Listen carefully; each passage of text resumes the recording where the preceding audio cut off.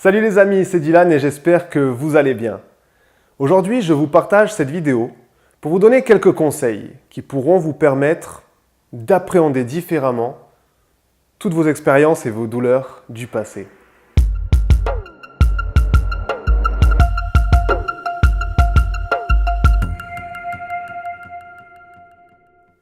Tout le monde a un vécu qui lui est propre, avec des moments de joie et des moments de tristesse. Sauf que certaines étapes dans la vie, certaines situations que les gens expérimentent seront plus violentes. Elles vont installer une forme de souffrance.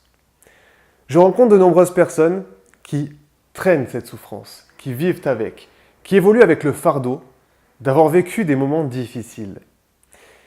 Il va y avoir une partie de ces gens-là qui auront déjà effectué un travail, qui ont vu peut-être des psychologues. Certains se sont beaucoup documentés et ont lu des livres sur tout ce qui est choc émotionnel.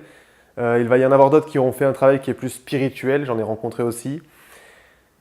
Et certains ont pu dépasser cette souffrance. Mais aujourd'hui, si je fais cette vidéo, c'est parce que, malgré tous les moyens déjà existants, je constate quotidiennement que le poids du passé est encore trop lourd pour de nombreuses personnes. Bon, face à tout ça, je reste tout de même intimement convaincu qu'il est important et intéressant de se faire aider par un spécialiste, par un professionnel, qui pourra apporter une vision extérieure avec plus de recul, plus d'objectivité, et qui pourra proposer et partager des outils qui pourront vous aider efficacement. Bon, après, encore faut-il trouver le thérapeute ou le praticien ou le médecin qui sera suffisamment efficace avec vous, qui aura une vision qui vous correspond, etc. Mais au-delà de ça, et c'est là que je vais devenir désagréable, et c'est là où je voulais en venir aussi avec cette vidéo, c'est que même face à nos souffrances, nous avons tout de même une responsabilité. On me demande souvent d'aider à oublier les mauvaises expériences du passé, à oublier nos souffrances, à oublier notre passé pour ne plus souffrir. Alors face à ça, c'est un peu délicat et je réponds que ça risque d'être compliqué parce que on ne peut pas vraiment oublier. Par contre, ce qui serait profitable, c'est de pouvoir modifier la relation qui est entretenue avec la souffrance. Une souffrance persiste dans le temps, elle est toujours présente parce que nous la maintenons en vie. Le premier point dont il faut prendre conscience lorsqu'on désire aller mieux, c'est celui-là. Que ce soit par la pensée, par la parole, pour se trouver des excuses, ou j'en passe, il y a plusieurs manières qui vont faire que, tant que l'on donne de l'importance à une épreuve, alors on lui donne une seconde vie. Écoutez bien ce que je vous dis là, parce que c'est très important. Lorsque l'on parle de nos expériences passées, lorsque l'on ressasse ces mauvais moments, alors nous lui donnons de l'importance. Et cette importance va lui donner une nouvelle vie à travers nous. De plus, raviver des souvenirs, aussi douloureux soient-ils, va également refaire surgir des émotions. Nous refaisons émaner ces émotions que l'on avait expérimentées par le passé. Donc c'est important de bien comprendre ça avant d'entamer un travail de guérison parce que, comme je vous le disais tout à l'heure, dans toute chose, nous avons une responsabilité. Et là, en redonnant une vie à nos souffrances, nous redonnons aussi une possibilité à ces émotions de ressurgir à travers nous, donc de décupler cette souffrance. Alors vis-à-vis de tout ça, notre responsabilité première, c'est lorsqu'on lui donne de l'importance. Attention, lorsque je vous parle d'importance, lorsque je vous dis tout ça, ce n'est pas pour dédramatiser ce que vous avez vécu, ce n'est pas pour vous dire que ce n'est pas grave, loin de là. J'ai eu mes propres souffrances, je suis quotidiennement en relation avec des gens et en contact avec des gens qui sont dans des souffrances qui leur sont propres. Alors je suis conscient, je vais même vous dire, je suis rempli d'empathie et de compassion face à tout ça et c'est ce qui me permet on va dire, d'être présent efficacement avec les gens. Mais tout de même, il est important de se positionner face à nos expériences douloureuses. Alors quand je vous parle d'importance, c'est plutôt dans le sens que si l'on donne vie à nouveau à nos expériences passées, alors cette présence, cette vie qui est là, elle vient se positionner devant notre bien-être et viendra parasiter notre qualité de vie. Et ça, on ne peut pas l'accepter. Il peut y avoir certaines personnes qui, dans le fond, en réalité, ne sont pas prêtes à réellement aller de l'avant. Ou alors, ne font pas le nécessaire pour aller de l'avant.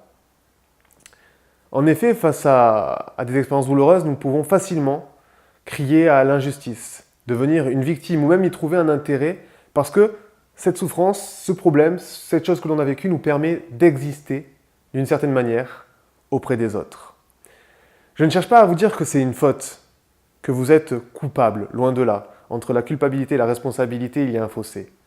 Mais peut-être que si vous êtes dans ce cas de figure et que vous souhaitez aller de l'avant, alors certainement ces phrases vous permettront de prendre conscience qu'il n'est pas profitable de redonner vie en donnant de l'importance à nos expériences du passé. Ce qui s'est passé, nous ne pourrons pas le changer. Nous ne pourrons pas forcément oublier nos expériences passées et nos épisodes difficiles. Mais là où nous pouvons faire un travail, c'est sur l'impact émotionnel que nous génèrent les souvenirs de ces mauvais moments. Alors, et afin de vous aider à adopter le meilleur comportement, si vous souhaitez effectuer un travail sur vous, je vais vous expliquer dans quelle direction j'accompagne les gens avec qui je travaille. Le premier point, c'est de prendre conscience de l'importance que nous donnons aux événements qui nous ont fait souffrir. Voyez par vous-même la quantité d'énergie que l'on peut octroyer, je dirais même que l'on peut gaspiller, à donner encore vie à nos expériences passées. Lorsque l'on ressasse tout ça, voyez quel gâchis nous faisons de notre potentiel. Et en plus de ça, beaucoup cultivent la croyance erronée que d'en parler ou d'y repenser, ça va leur faire un bien quelconque. C'est faux. Vous êtes en plein sabotage de votre bien-être, de votre santé et de votre évolution. Donc la stratégie, ce sera de se positionner sur le fait que le passé est derrière.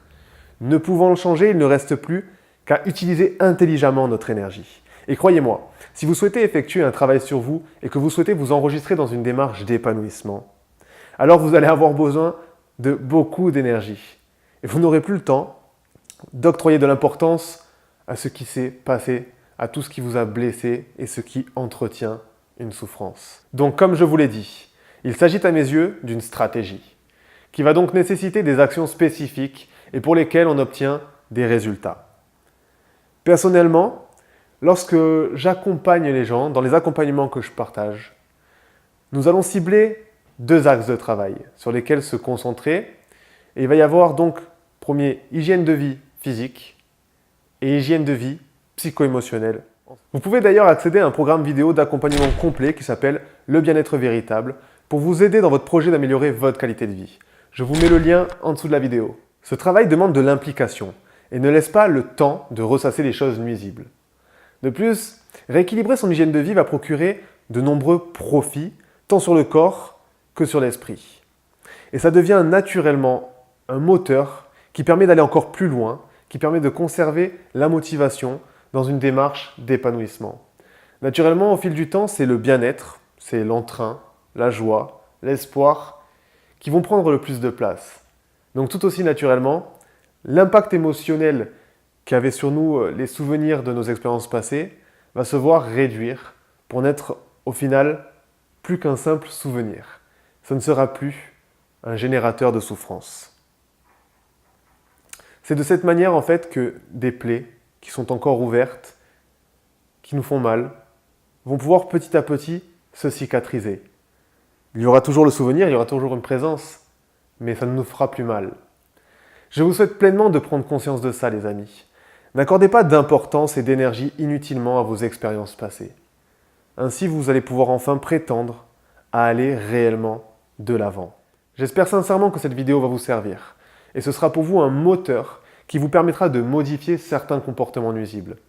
Si elle vous a plu, ce serait top de mettre un petit pouce bleu et de vous abonner à ma chaîne pour m'aider dans cette démarche que j'ai entrepris de vous partager toute mon expérience au travers de cette chaîne et au travers de ces vidéos.